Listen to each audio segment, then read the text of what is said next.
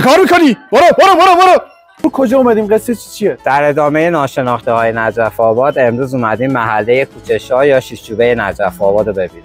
اگه بخوایم نجف آباد رو به دو تا محله اصلی تقسیم کنیم، عقید یه محله پنجچوبه داشتیم که بهش پرداختیم و الان محله شیشچوبه نجف آباد. و جالبه بهت بگم که نجف آباد بر اساس تقسیم آبیاری و مزارعش اومده به دو محله مختلف تقسیم شده که پنجچوبه و شیشچوبه نامگذاری شده. حسین جون چرا کوچه شاه اسمی محله؟ ببین ما در سفرنامه‌های مختلفی که سیاحان مختلف به خصوص در دوره قاجار به شهر نجف آباد داشتن به خیابان بزرگ اشاره می‌کردن که دو طرف چنارهای خیلی بزرگی داشته که در زمان صفوی یا شاه عباس بزرگ کاشته شده. حالا شاید به اصطلاح کوچه شاه همون کوچه یا خیابان شاه عباس بزرگ بوده که بعدها به نام کوچه شاه، چون اون زمان خیلی باب خیابان نبود اسم خیابان آورده شد. این بنای اسمش بوده. بله. جالب. در دوره ضلع‌السلطان یعنی در دوره قاجار، ضلع‌السلطان دستور به اصطلاح قطع درختان. درود. حالا چطور؟ درود دقیق. میبینم که اومدی محله ما. آره امروز مگه میشه محله ما بیای مسن‌ترین موجود زنده شهر رو نبینی؟ بیا بریم نشون بدم. بریم ببینیم. این درخت یکی از شناسنامه‌های زنده شهر نجف آباده و تجربیات زیادی داره. آدم‌های زیادی اومدن و رفتن، این مونده. خشکسالی‌های زیادی رو پشت سر گذاشته و باید قدرش رو دونست. جالبه بدونی مهدی جان، اون روز که ضلع‌السلطان شبی میاد در نجف آباد اقامت داره و سردش میشه. بعد میگه چرا اینقدر هوای اینجا سرد در تابستون؟ میگن به خاطر درختان و چنارهای زیادیه. برای همین دستور قطع تمام درختای چنار رو میده. سنه 1285 هجری قمری اصفهان نجف آباد در جوار ضلع‌السلطان.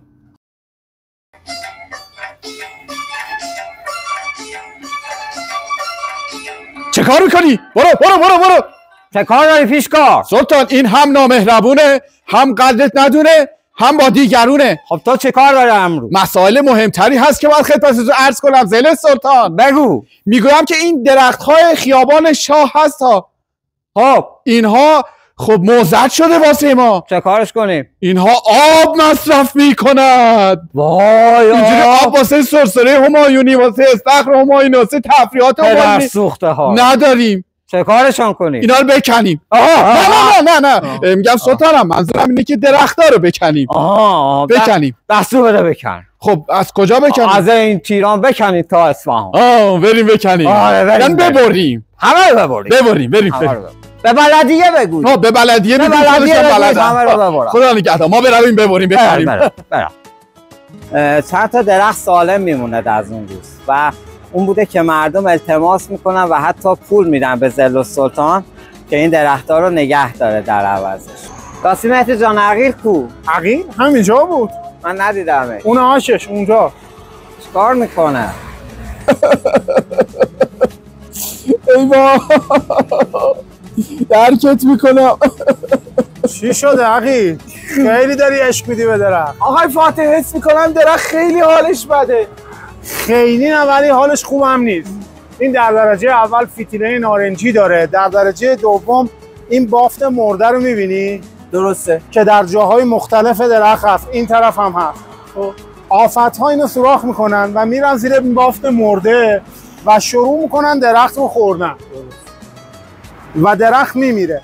چنار در چنین شرایطی اگه توش خالی بشه، یعنی این بافت مرده حذف بشه، خیلی عمر طولانی تری میتونه داشته باشه. اما به هر حال این درخت هم یکی از شناسنامه‌های نجف آباد، حداقل 300-400 سال شاید هم بیشتر عمر داره و خشکسالی‌های زیادی رو دیده. یکی از شناسنامه‌های نجف آباد مثل همون درخت اونوری، این دوتا روبرو همن و موندن.